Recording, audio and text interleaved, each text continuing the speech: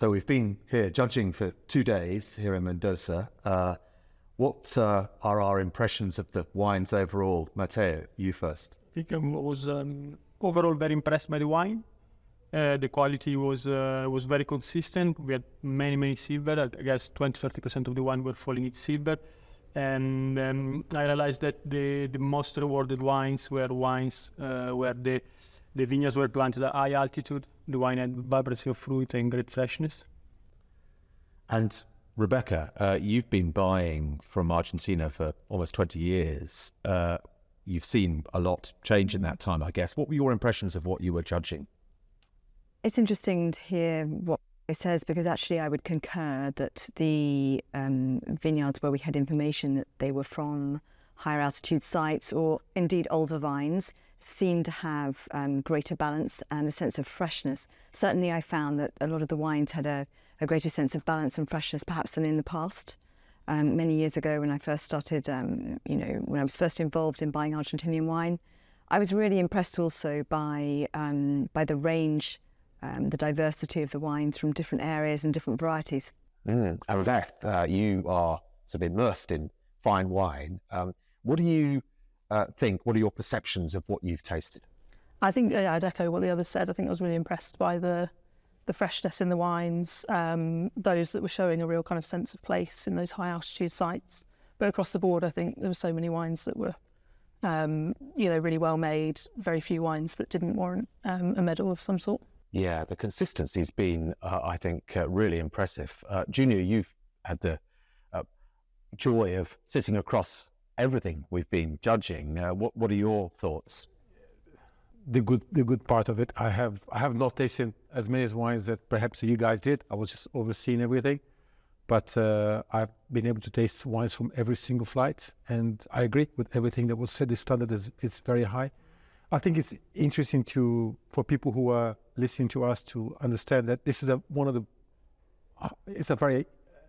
this competition has very high standards. So for producers to have, as Matteo said, silver medal, silver medal is a high achievement, and the number of silver medals that the judges gave was above average. So I think taking that into account numerically, Argentina is doing a great job.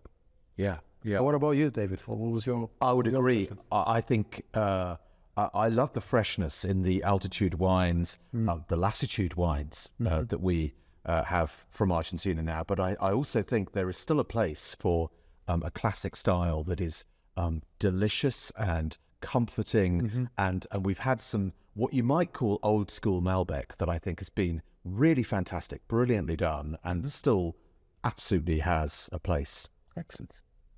So Malbec then, it is the grape that Argentina now owns, really, frankly.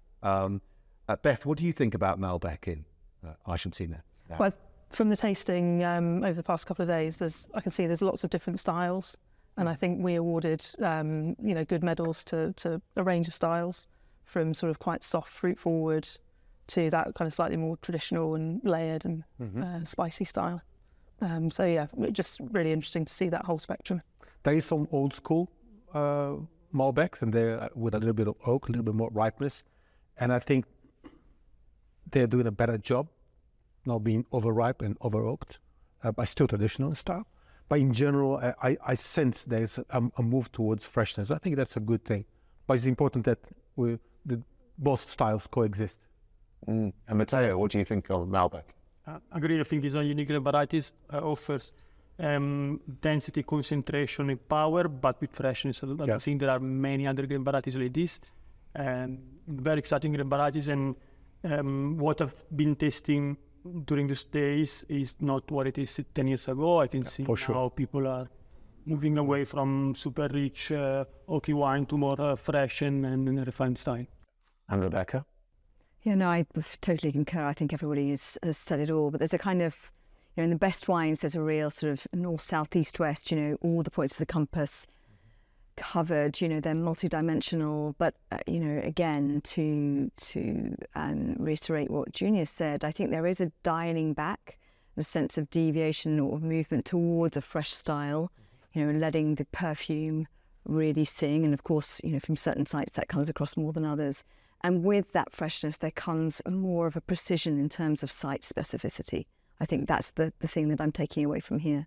So beyond Malbec then, which red grape excited us most, Beth? Well, I've really enjoyed tasting more Cabernet Franc, and I think actually where it's really sung is in combination with Malbec. So some of the blends that we had were really fantastic, and I can sort of see that just developing more in the future, becoming a really exciting category. I find Cabernet Franc in Argentina so exciting. Matteo, what about you? Actually, what I found very interesting, there were only a few samples, but was the Criolla Chica, the Pais. I think the wine were very lifted, refreshing, very fine grain tannins. I would like to see a bit more than that. Yeah, I'd love to have tasted some of those myself. Simple wines, but when they're well made, they're delicious. Yeah. I agree. Cabernet Franc has it's been perhaps one of the best outside Malbec. And also, what that said is some of the really best wines that we tasted today was Malbec-dominated blends. Rebecca? Yeah, no, I agree absolutely with all of you. I thought the Cabernet Franc was outstanding, and if Argentina can do with Cabernet Franc what it's done with Malbec, then there's no stopping it really. And perhaps, you know, Malbec has sort of become known as the signature, but the Cabernet Franc's here today, and particularly I agree with you, Beth, the blends in blend with, you know, Malbec, Cabernet Franc, 70-30, a fantastic, complete blend. David, you also found on your panel, you know, on your table, there was some interesting Grenache, no? Yeah, yes. And Grenache has an incredibly bright future here. I think it's it was really at its best, thrilling, exciting, has a kind of delicacy, a charm. And I haven't tasted as much of it as I would like. There's very little planted, but some of them are really exciting. Yeah. And also, I've seen in one of the tables some really interesting Pinot Noir. Yeah, Elegant, delicate, lovely freshness, really refined tannins, great use of oak. So Yeah, we started the day with some beautiful Pinot Noir, some beautiful freshness there. Some really distinctive varietal character, but also a sense of place as well, which is just so exciting to taste. What about whites then? So we tasted, as you would expect from Argentina, fewer whites than we had reds, but Beth, what was your perception? Again, I think actually the blends were some of the most exciting, especially ones where they use some aromatic varieties and combine them with something like Chardonnay, to actually create something that's very well balanced and really sort of reins in those strong aromatics to create something really well rounded and balanced. And Matteo? I mean, I think probably the most exciting variety is the Chardonnay. Price point is still great here, considering the shortage of Burgundy. I think they have a great opportunity there. yeah. Do you think they can compete? There were certain samples that were up to the standard for sure. Yeah. Rebecca? Absolutely agree with what Matteo said. You know, huge opportunity now when, you know, the Burgundy category has shifted so much in terms of price points and all the rest of it, but the absolute quality that I found in the wines we tasted here today was really outstanding. I mean, the best examples, obviously, but they have a sort of gravitas that certain other key regions around the world also producing Chardonnay don't quite have, a sort of polish and a self-assurance without being overblown, and I really enjoyed that. just don't pick too late, don't use too much oak, and make sure that there's lovely freshness and acidity.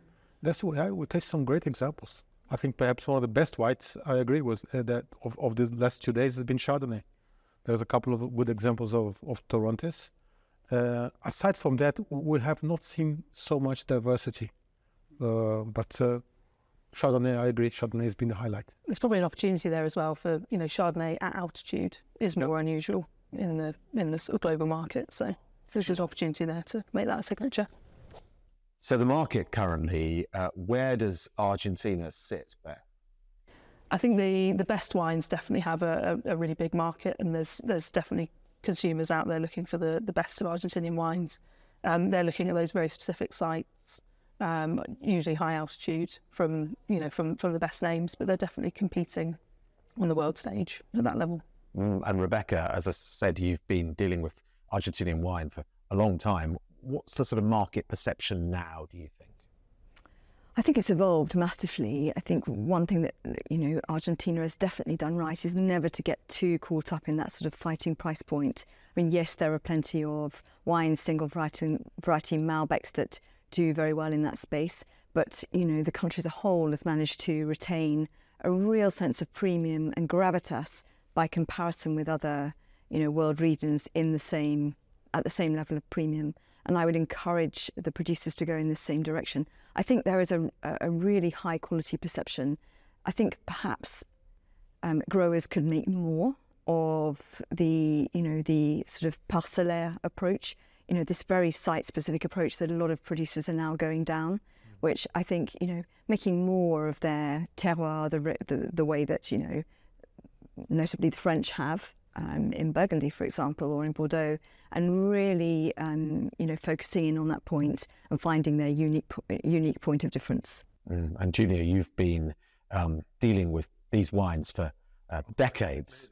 Yeah. So what's the perception? Where is Argentina in the UK market now? Let's be honest. I think Argentinian is it's synonymous with sunshine, with lovely New World red wines in Malbec, and that's what consumers love. And I think there's work to be done. People they're not going to be looking for those. The high involved consumer is not going to be looking for those ones. They have to be well executed, well made, and they have to be hand sold. But having said that, I think that there's a massive opportunity for Argentina. But there's a lot of work to be done to educate high involved consumers. And Matteo, from a sommelier perspective, where is Argentina? I think the image of Argentinian wine in the UK on trade is very strong. I've been in the UK for 10 years, and that I always had a Malbec by the glass. I think every restaurant in the UK has a Malbec by the glass. I think perhaps the next step is, as Junior was saying, try to differentiate this, looking more for single vineyard, specific region, and educate. So for producers in Argentina, what would your advice be, Rebecca, for those wanting to grow in the UK market?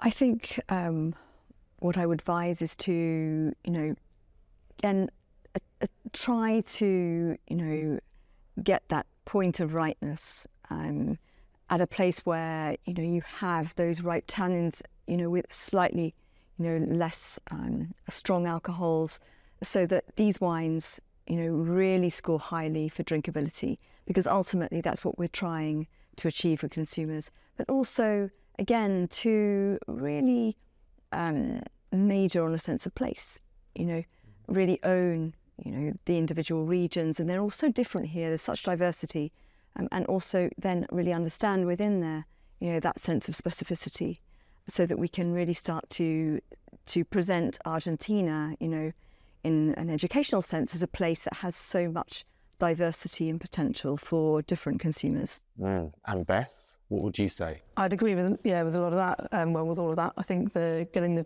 ripeness of the fruit right is really important. I think what we've sort of seen, people dialing back new oak specifically, I think is also really important for the sort of UK palate. And from a fine wine perspective, I think really honing in on site and expressing the site, and also ageability as well, showing that these wines will age beautifully in the years to come, would be really key. There are so many exciting places that consumers are yet to really know about, yet to discover. And if consumers love one thing, they love discovery. So Junior, what would you say would be your advice to producers here? I think we all been talking about the shift in terms of styles, but they have to be careful not to go too far, because most of the consumers who like that lovely juicy Malbec doesn't like too high acid is too high, and the wines that are too tonic. So they have to be slightly careful. Although I agree, this is for the general market. In terms of going slightly high up, in terms of price and positioning, we tasted some really wonderful Cabernet Francs in the last couple of days. However, I fear that some of the producers are releasing the wines a little bit too early. The wines are absolutely delicious, but slightly too I think you had experience with that. We absolutely had that on our panel yesterday, and we discussed it, didn't we? You know, how do you actually score a wine appropriately when you know that it's going to develop that much further in years to come? You can sense it's in there, but if you were to give it to a consumer now, great purity of fruit, great purity of fruit, great acidity, great typicity of the variety and the sense of place, but a little bit too firm. And I think, what would you do with that? Should you just maybe hold on to the wine and release a little bit later when they're actually giving consumer pleasure? Perhaps that's one thing to consider. But then, look, apart from styles, they have to invest time and money to educate people, because a lot of people, they think of Argentina as Malbec, but there is diversity in terms of regions, from salsa to everywhere, from north to south. So that needs to be passed on, the knowledge needs to be passed on, and that takes time. And Matteo, in the trade, you mentioned Malbec by the glass is virtually everywhere, but there's quite a job to do in terms of the diversity of Argentina in the trade, isn't there? Yeah, I agree. But as Junior was saying, I guess education is the key, and Takes time. Yeah. And patience, patience, time, energy, and people have to invest time and go to the market. So it's not rocket science, but it has to be done. So Argentina means Malbec, and Malbec means Argentina for most consumers. But there is so much further Argentina can go. What, based on the judging over the last 2 days, Junior, would you say is next? I think if we come back here next 3, 5, 10 years, the best wine of Argentina, there will be no Malbecs. There will be Malbec-dominated blends. So the future, yeah, there is a future for Malbec, obviously, but the best wines will be blends. If you're talking about Malbec as a varietal, then we're looking at a more terroir specific, as we discussed earlier, and that takes more precision in terms of winemaking, viticulture winemaking, and then for the Malbec itself, not to be the grape variety, but then the place where it comes from. Again, then will take another 10 or 20 years for everyone to understand what's Altamira and what is San Juan and Patagonia and whatever, but that takes time. Rebecca, the future for Malbec and beyond? Well, I have to agree with Junior. I mean, everybody always has to agree with Junior. Of course. But I mean, it is the law and the cardinal law. But I did, have a moment of lucidity in the past few days of being here in Mendoza and tasting all these wines and seeing a glimpse of perfect focus in these Malbec Cabernet Franc blends, where I thought, wow, there's so much more beyond. I mean, Malbec, single variety Malbec from all these different places, regions, sites, which seem to be emerging right now, is already, mind-blowing. But the sense of the completeness of the blend, absolutely agree. Stunning. Beth, would you echo that? Yeah, I think certainly. I think blends are going to be a massive part of the future, and then that site specific. I think probably what the next few decades will be is consumers learning about the vineyards that we're sort of learning about now, the specific places that are those kind of Grand Cru spots. And Matteo, from a fine wine perspective, that's the future, isn't it? Yeah, it is. And then I think the image of Malbec, it is very strong. It looks like it's not going to end anytime soon.